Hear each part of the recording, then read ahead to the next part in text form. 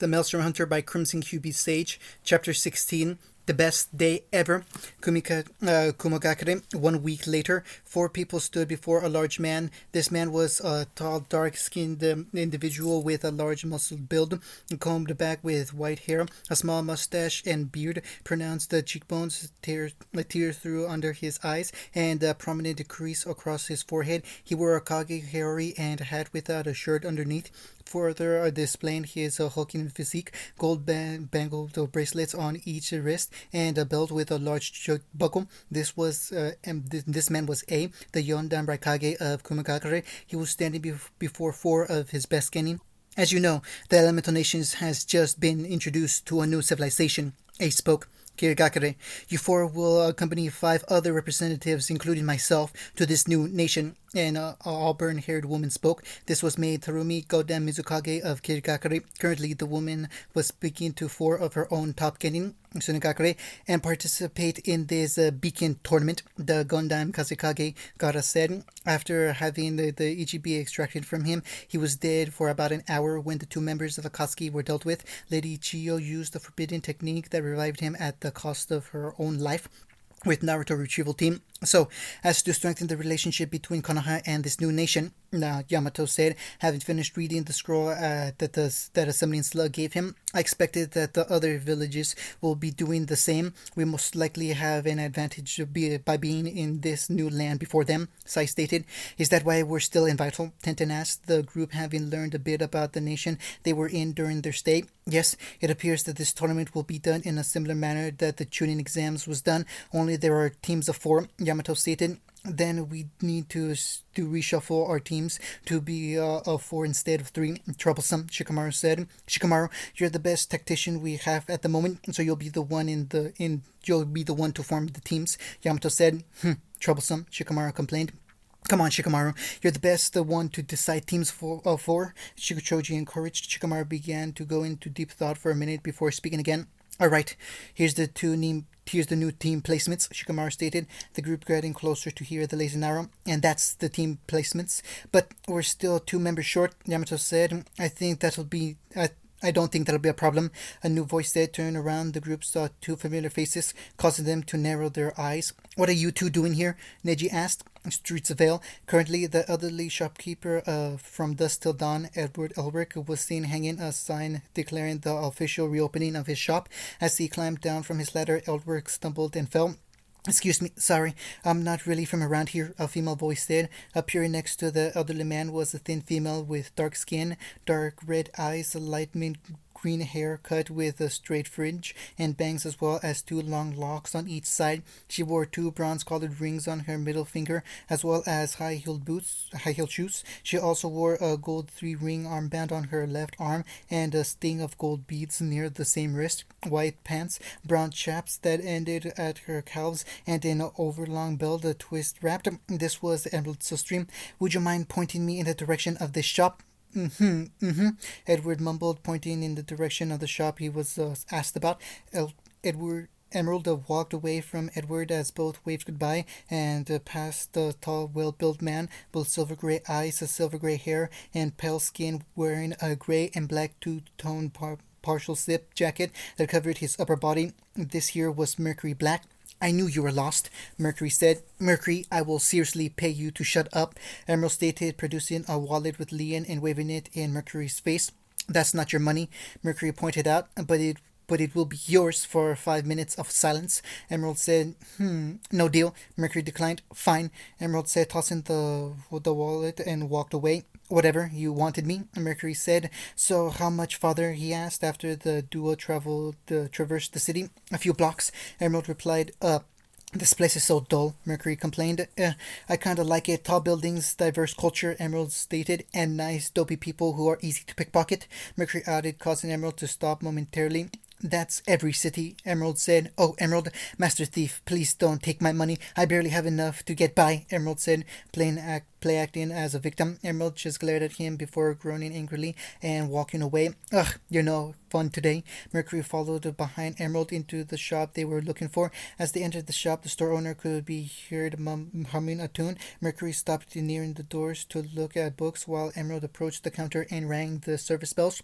Be right there, the shop owner called out from behind the counter. Entering through a set of double doors behind the desk was a tall man with cleanly cut black hair, noticeable sideburns, brown eyes, wearing a shirt sleeve beige shirt with a black accent with a zipper on it, pulled down to a point below his collarbone.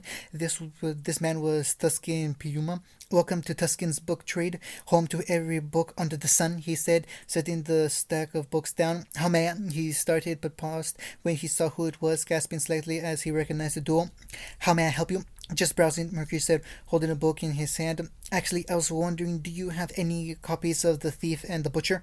Emerald asked. Yes, we do, Tuscan replied. That's great, Emerald said excitedly. Would you like a copy? Tuscan asked.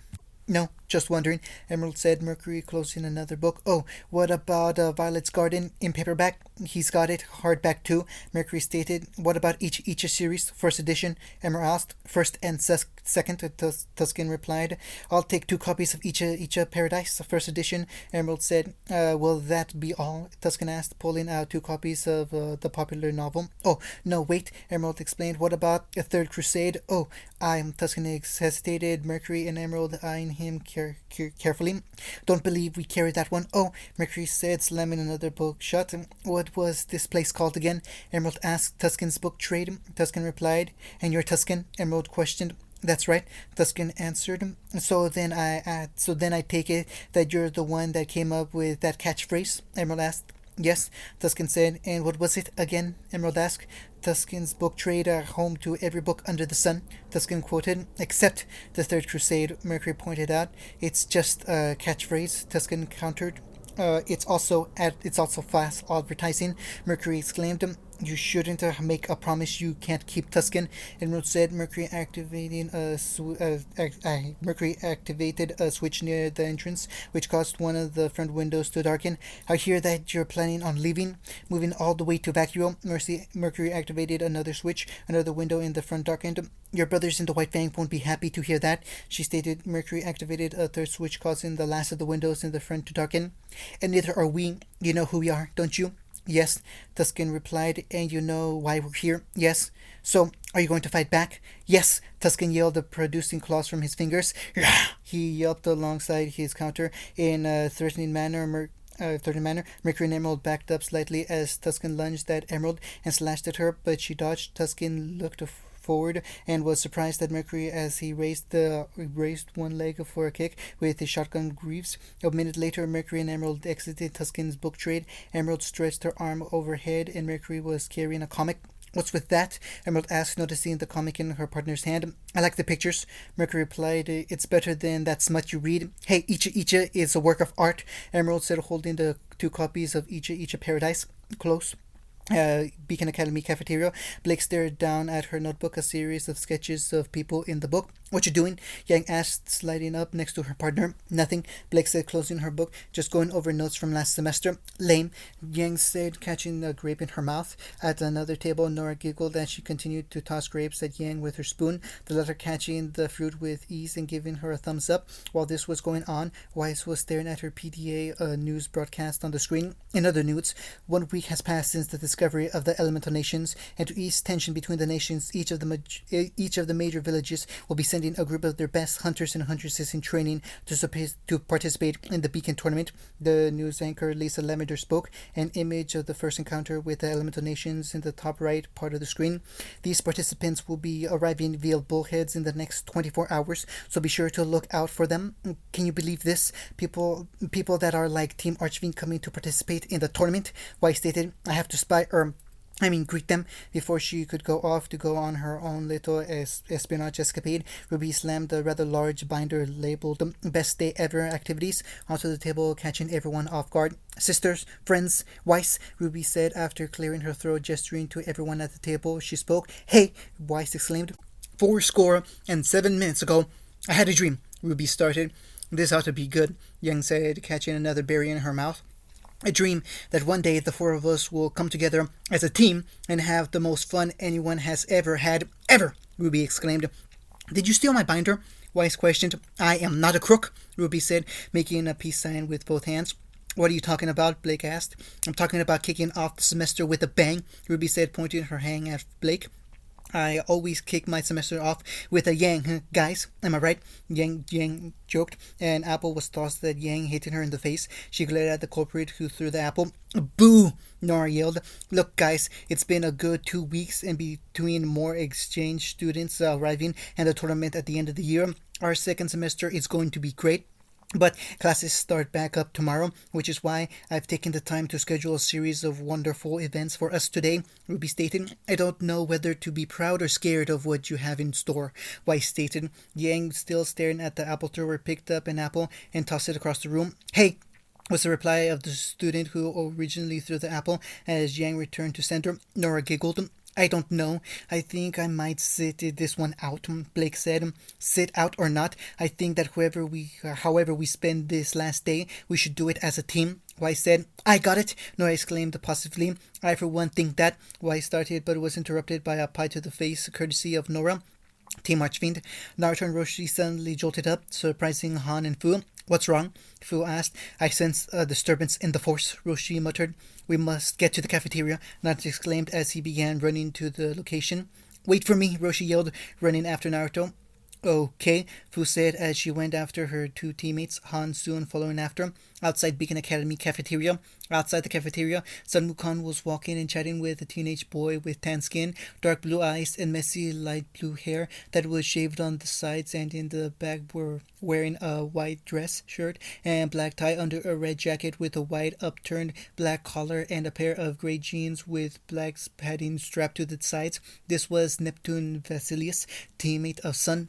Man, that's harsh, Neptune said. I know we were fighting side by side. She was super fast, and I threw a banana at the guy, which sounds gross, but it was awesome. Sun said. Nice, Neptune replied. Right, and the best part is, she's a faunus, but that's a secret, okay? Sun exclaimed. Got it, Neptune said, and not I'm gonna tell Scarlet the second Sun turns his back secret. I'm talking secret. Sun said. Whoa, chill out, man. Okay, I got it, Neptune said before whispering, I got it. You better, Sun said. The two were so wrapped up in their conversation that they did not notice the windows of the cafeteria next to them become splattered with food. Students running around. At one point, John was splattered onto the window. I just don't want to screw this up, you know. The people here are the coolest. No offense to you guys. None taken, Neptune replied. They're just in here. I'm really excited for you to meet them. So be cool, okay? You're gonna be cool, right? Sun asked. Dude, Neptune said. Good point, Sun said. Before the two could go any further, the duel was pushed aside by two familiar faces. Sorry, I'm in a hurry, Naruto exclaimed as he entered the cafeteria, followed by Roshi, then Fu, and finally Han. Who are those guys? Neptune asked. Oh, those are the guys I was telling you about, Team Archfiend, Sun said. Well, what's got them in such a hurry? Neptune asked. Let's find out, Sun said, opening the door to the cafeteria and immediately getting hit by a flying pizza slice. A food fight! A random student yelled, and many students began running out of the door past Sun and Neptune, the latter of whom was looking quite worried. Ha!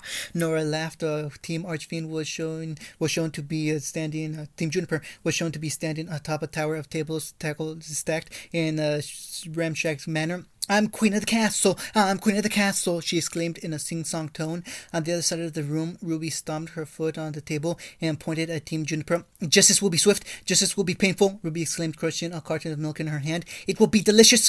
Yeah, was the collective cry of the members of Team Ruby.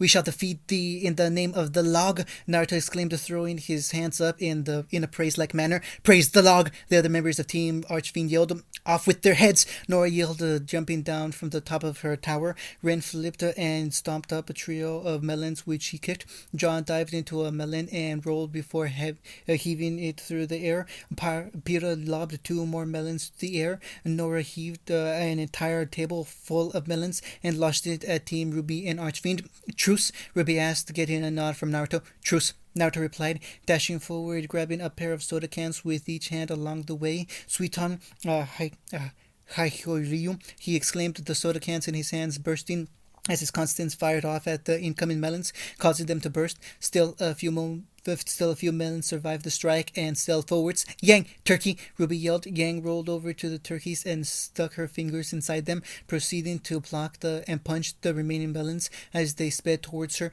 Blake and Pyrrha picked up a pair of bayonets and began sparring with them, the latter jumping back the last second to dodge Roshi, who had a pair of churros in his hands. As Pyrrha evaded the churros, she speared three baguettes at Yang. Ruby blocked another thrown baguette using a food tray she was riding like a skateboard. Han sprinted beside her halfway with a 7-foot sub sandwich in his hands. Ruby landed on Pyrrha, knocking her over. As seconds later, she was sent flying by Han using his sub as a baseball bat. Ren slipped on Weiss's ketchup trap as he charged at Ruby and Han. Nora began swinging a makeshift hammer made up of a melon impaled on a pole. She knocked Ruby and Ren down while aiming for Weiss. Weiss retrieved a swordfish to fight Nora, but was hammered through several tables and into a pillar near one end of the cafeteria. The impact knocked her out, and Ruby held her in her arms as the pillar collapsed around her. Weiss! Weiss! Don't leave me! No! Ruby exclaimed. Naruto and his team was seen suddenly being sent flying back by Nora's hammer. For the log! Naruto yelled out, brushing off the debris on him and giving off a war cry before charging back into battle. For the log! The rest of the team Archfiend yelled, following shortly after the leader with war cries of their own. Ren rushed forward and was met halfway by Roshi and Yang.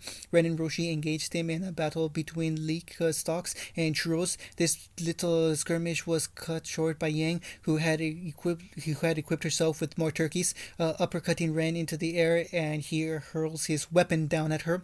While Roshi swiped the leek stalks away, Yang leapt high into the air and punched the Ren, slamming him into the ground. Nora hammered Yang through the ceiling, destroying the melon in the process. Blake dodged the ceiling debris by rolling to her feet. Grabbing a link of sausage, she whipped Nora back against the soda machine, using the soda cans as ammunition. Nora threw them back at Blake, and they exploded like grenades, spraying soda everywhere. Pyrrha used her polarity semblance to levitate the soda cans and launch them in one huge maelstrom as Team Ruby and Archfiend. The attack was able to knock Blake down before Naruto and Fu leapt up, doing the same hand signs. Futon, Daitoba, Naruto and Fu called out, releasing a large gust of wind from their mouths, pushing the incoming torrent of soda back to Team Juniper, effectively catching John and Ren. As soon as the soda maelstrom was pushed back, Ruby got fired up and used her speed semblance to rush Team Juniper, catching the soda cans that had yet to reach their intended targets like a vacuum and drawing them back to Team Juniper. She torpedoed into the group, the food and soda and Team Juniper following behind her. She leapt into the air just before everything impacted against the wall. She then landed calmly before a cracked wall painted with soda and food. Team Juniper slid off the wall, leaving only their outlines. Ruby looked back at Team Archfiend to see they were each holding up a sign with a number. Roshi was holding up 8.5, Han was holding up 9, Fu held up 8, and Naruto held up 9.5. I love these guys, Sun said, turning to his partner. He saw Neptune drenched with soda with a not too pleased expression on his face. The doors behind them opened and Glinda entered the room growling. She proceeded to use telekinesis to reorganize the room. Children, please, do not play with your food, Glinda stated, adjusting her glasses slightly. Nora burped aloud as both Juniper, Ruby, and Archfiend tried and failed to compose themselves. A screaming Yang then crashed from the ceiling into one of the tables. Glinda grumbled before Osmond approached her and placed a hand on her shoulder. Let it go, Osmond said. They're supposed to be the defenders of the world, Glinda sighed. And they will be, but right now they're still children, Osmond stated. Team Ruby and Archfiend began laughing together, so why not let them play the part? He asked, walking away from Glinda. After all, it isn't a role they'll get to have forever. Old abandoned warehouse. In an unknown warehouse, the White Fang was moving crates as Emerald and Mercury entered. Oh, look, she sent the kids again. This is turning out just like the divorce, Roman said, approaching the two from behind and wrapping his arms around them in a group hug. Spare us the thought of you procreating, Emerald said, as she shivered in disgust. Emerald and Mercury pulled away from Roman. That was a joke, and this just might tell me where you two have been all day, Roman said, producing a piece of paper. What? Ah! Emerald cried out. I'm a professional, sweetheart. Pay attention. Maybe you'll learn something, Roman said, holding up the piece of paper. Why did you have this address? Wouldn't you like to know? Emerald said. Yeah, I would. Now where have you been all day? Roman asked him. Cleaning up your problems. One of them, at least, Mercury replied. I had that under control, Roman said. 2 packed bags and a ticket out of Vale said otherwise, Mercury commented. Listen, you little punk, if it were up to me, then I would take you and your little street rat friend here and... Roman started. Do what? Roman, new female voice asked.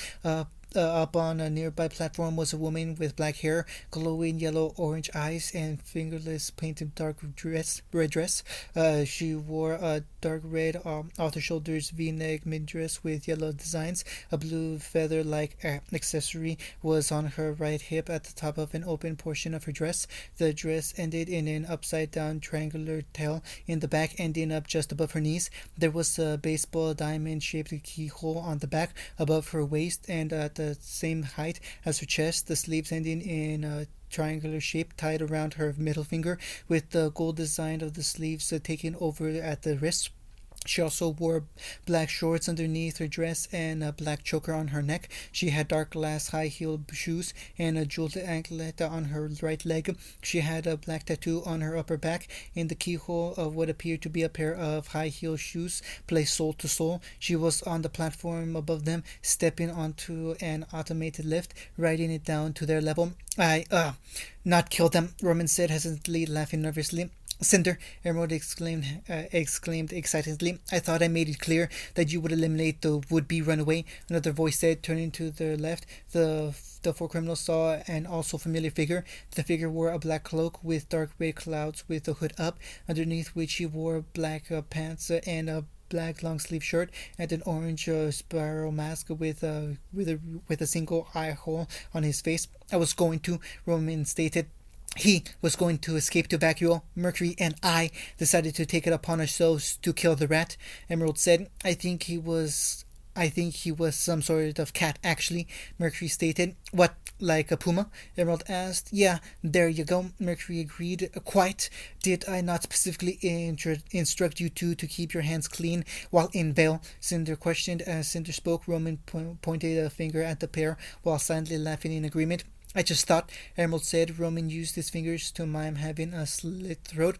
Don't think, obey, Cinder stated. Yes, ma'am, it won't happen again, Emerald said apologetically. Oh, by the way, we got a copy of the book you were looking for, she started, pulling out one of the copies of E.J. to Paradise she obtained. Before she could even finish the sentence, the book was snatched from her hands by Cinder, who began cuddling the book. Yes, precious, Cinder mumbled, causing all the members of the group, save for Madra, to swipe drop. And you, why wasn't this job done sooner? She asked, Roman having gotten over her excitement. Roman spoke, pointing to his right. He pointed to his left. He pointed behind him. Sorry, if I've been busy stealing every speck of dust in the kingdom. You're an inspiration to every punk with a gun and a ski mask, Mercury said sarcastically, causing Emerald to laugh at the remark. Look around, kid. I've got this town running scared, police camping out at every corner, dust prices through the roof, and we're sitting pretty on an old air house with more dust crystals, vials, and rounds than we know what to do with. Speaking of which, if you guys would mind filling me in on your grand master plan, it might make my next string of robberies go a little smoother, Roman exclaimed, emphasizing the last words by clenching his fist. Or Roman, have a little faith, Cinder said, approaching Roman and placing her hand on his face. You'll know what you need when you need to know it, she said. Roman seemed entranced, but then looked away with a grunt. Besides, we're not done with dust, she added before walking away. Oh, okay, then what now? Roman asked. We're moving. Have the White Fan clear out this building. You'll receive the details and coordinates tonight, Madra stated. Coordinates? Roman asked. We're proceeding to phase 2, Madra stated as he began walking away. Cinder, Mercury, and Emerald following shortly after. Roman pulled out a cigar and attempted to light it, but found that his lighter was missing. Looking at Emerald, she stuck her tongue out defiantly after he realized she stole his lighter. Beacon Academy. Outside of Beacon Academy, a familiar group approached the entrance. Once the group got close enough, the security guards began to notice. Halt! State your name and your business, one of the campus security guards commanded. My name is Shikamaru Nara, and these are my comrades. We come from Konohama. We come from Konohagakure in the Elemental Nations. We're here to participate in the Beacon tournament, Shikamaru said. Let me see your identification and, alright, you check out. They're clear to enter, the security said. The moment the words left his mouth, the gate to Beacon opened up, and the group entered the Academy campus. End of chapter 16. Omaka, what the retrieval team was doing in between the chapters. It has been nearly a day since Team Ruby and Archvin had their little skirmish with Roman Toshwick and the White Fang, but right now, it's not about them. Right now, if one were to look at the streets of Ale, they would find a certain festival going on. People of different ages, species, and gender were walking on and off the streets. As the entire street was blocked off for the festival, a sign was draped high in the air that read, Welcome to Otakon. The Naruto retrieval team walked around a bit before spotting a familiar orange loving blonde. Naruto! Shikamaru exclaimed as the group approached the blonde. Putting a hand on his shoulder, the group was shocked to find that this was not the blonde they were looking for. Thanks for recognizing my outfit, and I have to say, your stumps look awesome, the man said before walking away. The group then decided to take a better look at their surroundings, only to find Naruto and Naruto and Naruto and Naruto and surprisingly Kakashi and Tsunade, along with the other various people dressed up as people they couldn't recognize. Dude, check out the people in those costumes, another person said. They look totally realistic, a different person said. I don't know, they look pretty fake to me, a female said. Tryhards, a male voice said. Oh my Kami, we've stumbled upon a role-playing convention, Sai said. Like cosplay? Ino asked. No, role-playing fetishes, Sai said. And the worst part is, your schoolgirl outfits at home. I left my schoolgirl outfits at home. What's that supposed to mean? Ino asked angrily. Sai just shrugged his shoulders. That you're into role playing? Sai questioned, causing him to be smacked upside the head by Ino. So you're not into role play? Perhaps S&M? Cue another smack, courtesy of Ino. Bondage? Smack. You play for the other team? Harder smack. Both teams. This time instead of a smack, it was a comical beating. While this was going on, Team Ruby and Archvin was just stared at the group. Do you think that they're... Naruto asked. Nah, they're probably just some pretty hardcore cosplay people, Roshi said dismissively. Is that what this thing is called? Ruby asked. People have been telling me and others that our stooms looked awesome, and I had no clue what they were talking about. Probably, Yang replied. For the last time, I have no clue what you're talking about. I'm not Obito, I'm Madara. Madara exclaimed. Right, you're definitely cosplaying as Obito, a random cosplayer said. You will tell me where the Jinchuriki are, and I might consider sparing your life, Madara yelled. Oh, such a stunning outfit, but it looks fake, another cosplayer commented, grabbing a part of Madara's cloak. Like, what is it, cotton? Maybe, Madara admitted. You must be sweating like a pig in that, the same person said. Actually, and what about this mask? The person in question grabbing the mask and pulling it off. Madara could do nothing without being compromised, so it made a... Is it made of plastic, porcelain? Oh no, Misa been exposed, the person behind the mask exclaimed. Behind the mask was not Madara Uchiha, Obito Uchiha, future Sasuke Uchiha, Susui Uchiha, or even Chuck Norris or the ramen guy. No, behind the mask was Jar Jar Binks. How would time for plan B? Jar Jar said, pulling out an MK-37 assault rifle. Everybody die! Everybody die! Ha ha ha! He exclaimed, firing off the gun into the air. He was about to start firing at the crowd, but got shot with a taser gun courtesy of a nearby security guard. Why would a convention security guard need a taser? Blake asked. You'd be surprised at how rowdy some of the fans get. One of the nearby security guards replied. What do you mean? Naruto asked. Well, you got your average fans, the same security guard said. The super fans, another security guard added. The psycho fans, a third security guard added. And the super psycho fans, the third security guard added. Before the conversation could continue, the group was interrupted by a fan-like scream. Turning to their right, the group saw a mob of fans surrounding two people, said to having a dozen security guards pushing away the fans each. Who are those two? Ruby asked. Oh, that's Masashi Kishimoto on the left. He's the manga artist who created the series Naruto. And on the right is Monte Om. He's the director of animation for Rooster Teeth. He's part of the team that makes that anime series Ruby. The first security guard added. Team Ruby and Archfiend stood silent for a moment. Where have I heard that name before? Naruto mumbled. That last one sounds very familiar, Yang mumbled. Isn't that first one your name, Naruto? And Ruby, isn't that our team name? Wise questioned. The group stood silent once again. HQ, we got a turd in the punch bowl, the second security guard mumbled into his walkie talkie. I repeat, we got a turd in the punch bowl. End of chapter 16.